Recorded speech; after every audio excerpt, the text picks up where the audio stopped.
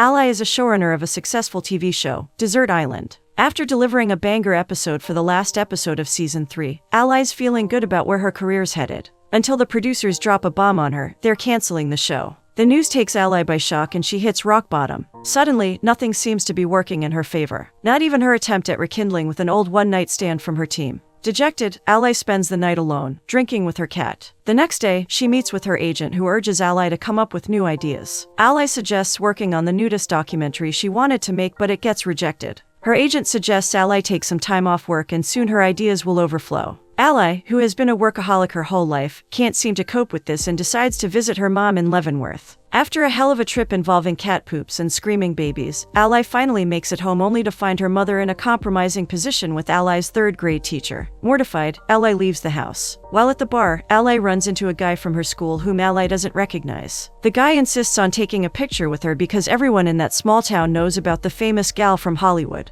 Later, she runs into Sean, her ex of 10 years. While she tries to hide from him at first, Sean and Ally finally push past the awkwardness between them and get to talking. Ally tells him that she's only home because she had some time off between shows. She finds out that Sean has taken over his father's contractor role at their family business. He then invites Ally to have lunch with him. The two catch up over drinks and Sean shows Ally pictures of his family. Ally is impressed by how far Sean has come despite it being Leavenworth. Sean mocks her for being a high and mighty Hollywood girl and takes it upon himself to remind Ally of the charm of Leavenworth. He takes her around the town and the two spend the entire evening with each other. They eat, they dance, they play. After ending a successful day, they sit by the lake and watch the sunrise. Ally tells Sean about her job and how she gets people to spill out all their secrets in their most vulnerable moments. Sean mocks her for manipulating people for the show's benefit. He tells her how he had resented her entire industry for years after they broke up because it took her away from him. Ally feels sad about the way they broke things off. She tells him how she's been wondering lately if she'd made the wrong decision all those years ago.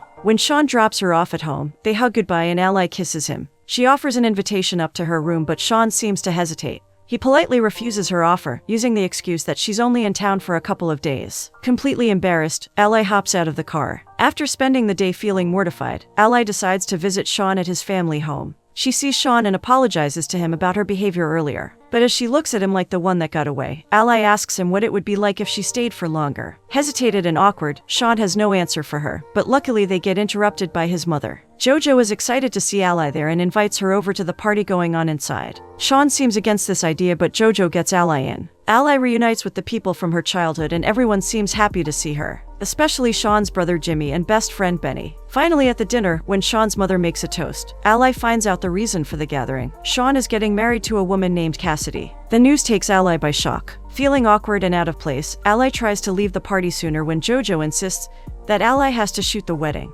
Ally tries her best to wiggle out of the responsibility, but Jojo remains persistent.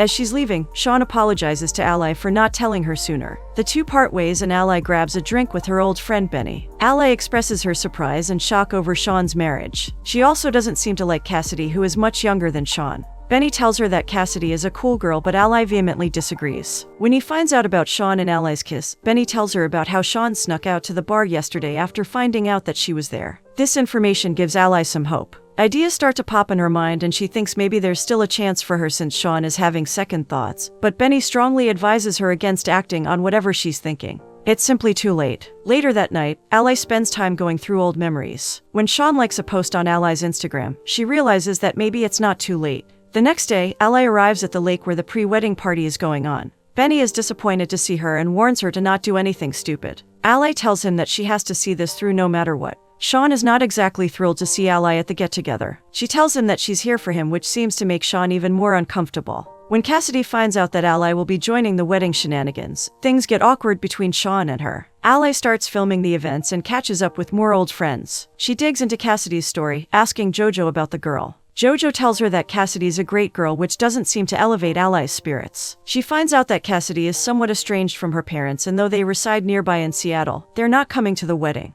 Meanwhile, Cassidy doesn't like that Ally is present at her wedding celebrations and feels envious of the close bond that Ally shares with the rest of Sean's family. The animosity between them is not one-sided. Later that night, Ally continues to make Sean uncomfortable with her presence at his wedding celebrations. She even comes to Cassidy's last show with her band. Before Cassidy starts to play, she gets emotional while announcing how this is her last show with the band, and Ally notices the sadness on Cassidy's face. When Cassidy's done playing, she invites Ally on stage to give a little performance for them. Though Ally hesitates at first, she ends up singing a little jingle for everyone, spoiling Cassidy's plan to see Ally embarrass herself in front of everyone. Later, when the girls get to talking, Cassidy tries to suss Ally out. She outright asks her if Ally plans on pulling some trick at the wedding to break it up. Her question takes Ally aback, but she promises that isn't her intention. The girls engage in an unspoken power struggle, but neither of them back away from the conversation. They continue talking over some drinks, but Sean doesn't like the two of them bonding with each other. Ally asks Cassidy about the band. Cassidy tells her that they've been playing together for 5 years, and while she loves being on the road, it's hard to still do it with a relationship.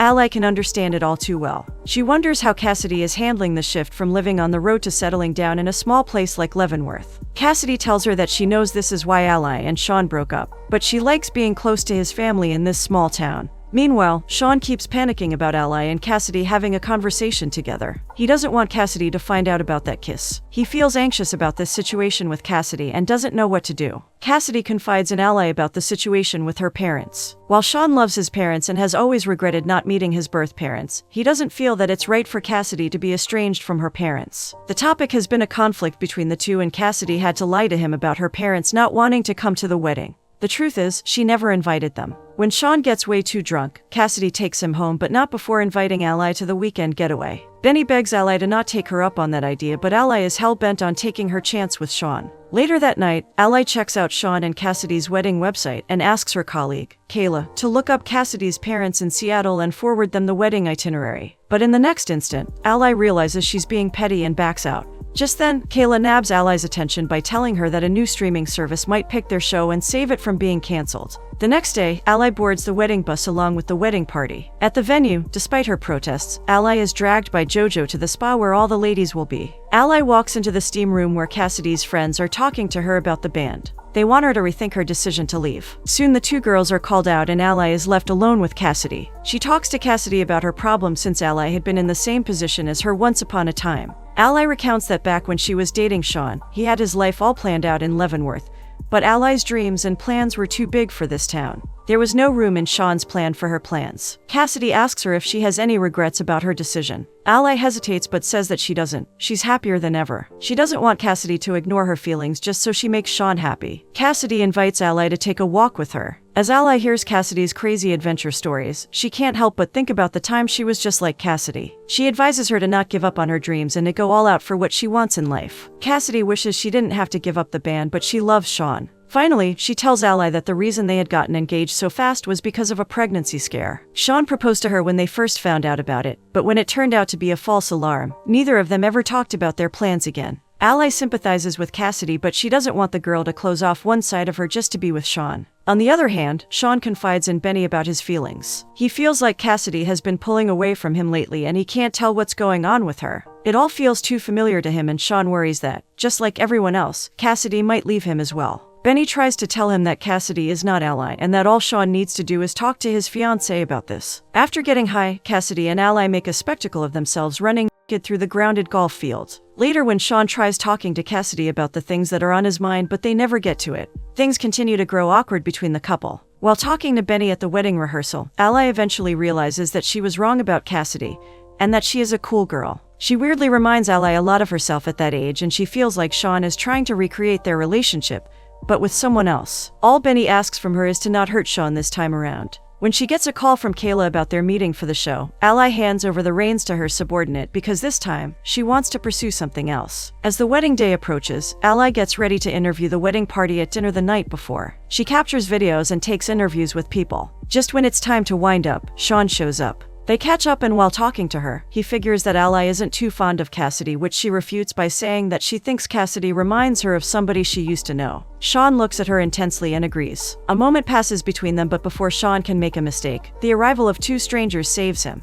They turn out to be Cassidy's parents, and her father doesn't seem too thrilled to be there. It turns out that Ally's colleague sent that invite to them after all. Ally keeps that detail to herself. When Sean fetches Cassidy, she is livid to see her parents there. She had lied to Sean that her parents had refused to attend her wedding when in fact she never invited them. This creates an even bigger misunderstanding between Sean and Cassidy. Her parents return after making it known how much of a disappointment she is to them. Cassidy, who thinks that this was Sean's doing, breaks down and calls him out for being selfish, and only doing what he wants. She tells him that she can't spend her life this way and walks away from him. Ally guiltily watches the scene unfold in front of her. She finally realizes the big mistake she has made and decides to stop doing this. Later that night, alone in her room, Ally gets a call from a hysterical Kayla telling her that the network picked up their show and saved it from getting canceled. But Ally doesn't feel as happy as she thought she would. When Sean shows up at her door in a distressed state because Cassidy locked him out of the room, Sean tells her he just needs someone to talk to and Ally lets him in. Sean vents his frustration to her and confesses that maybe he rushed into this wedding.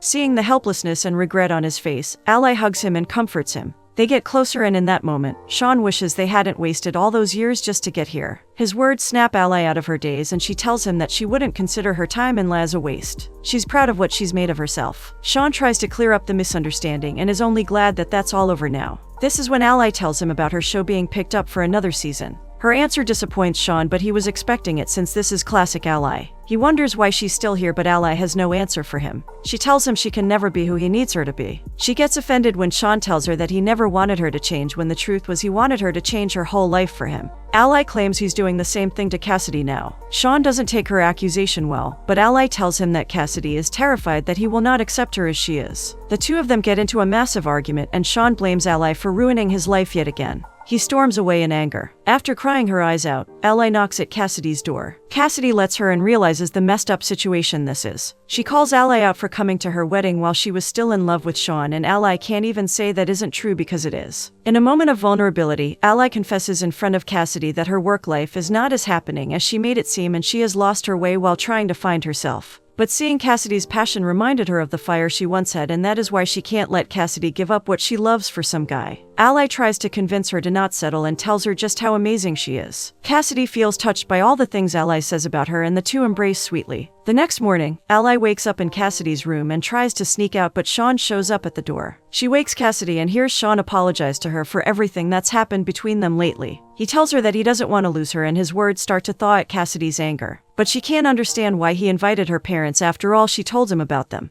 That is when Ally confesses to her that it was she who invited them. Cassidy opens the door and accepts Sean's apology, and everything gets back on track. Ally is embarrassed to have done what she did and she apologizes to Cassidy for it. Though Cassidy feels like she hates Ally at that moment, she's also thankful to her for saying what she said. Ally decides to leave without attending the wedding and runs into Sean. The awkward moment passes and they both part ways. Ally's heart is heavy after all that happened. She confides in her mother and finds some semblance of peace. Taking her mother's advice, Ally lets go of all things stopping her from doing what she truly wants. On her way to LA, Ally hands over the reign to her show to her subordinate, Kayla. When Denny sends over some wedding shots to Ally, she can't help but smile at seeing both Sean and Cassidy happy and in love. Cut to 6 months later. Despite her agent's protests, Ally went ahead and made that documentary she always wanted. Seeing the women in that community embrace themselves and their real bodies inspires Ally and fulfills her purpose of making the show. Now Ally isn't holding back like she used to.